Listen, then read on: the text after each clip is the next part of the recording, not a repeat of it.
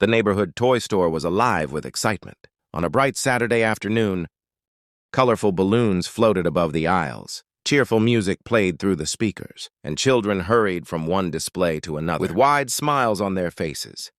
Shelves were filled with dolls, building sets, puzzles, and stuffed animals, creating a magical place where every child dreamed of finding the perfect toy. Among the shoppers was 32-year-old Sarah Collins, a hardworking single mother raising her 6-year-old daughter Lily. Since losing her husband 3 years earlier, Sarah had worked 2 jobs just to keep up with rent, groceries, and school expenses. Every paycheck disappeared almost as quickly as it arrived, leaving very little for birthdays or special surprises.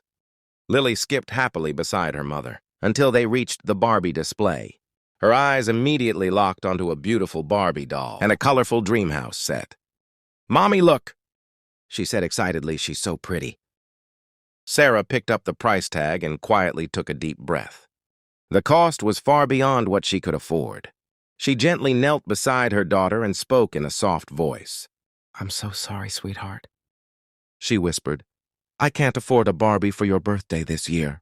For a brief moment, Lily looked at the doll. Then she turned and hugged her mother tightly. "It's okay," she said with a smile. "I already have the best mommy."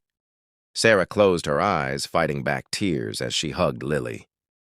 Neither of them realized that another shopper had quietly overheard every word. The man standing a few feet away was David Reynolds, the CEO of the company that manufactured the dolls. He had visited the store without cameras or reporters, hoping to observe how families interacted with his products. What he had just witnessed touched him deeply. He slowly walked over. "Excuse me," he said kindly. "I hope I'm not interrupting."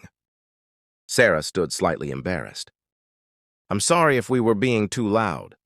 David smiled. "Not at all." He looked at Lily. "What would make your birthday perfect?" Lily thought for a moment before answering. "I just want Mommy to stop feeling sad." For several seconds, David couldn't speak.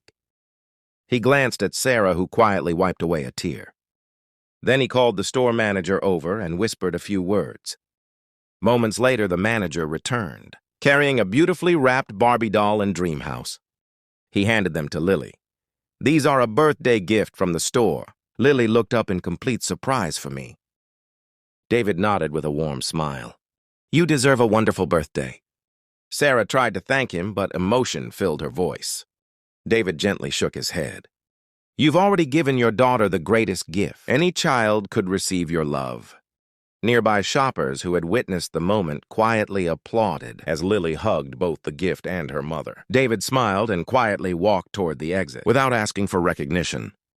Watching the little girl laugh with joy, he realized that success isn't measured by the number of toys a company sells. It's measured by the happiness those toys can bring and the kindness people choose to show when someone needs it most.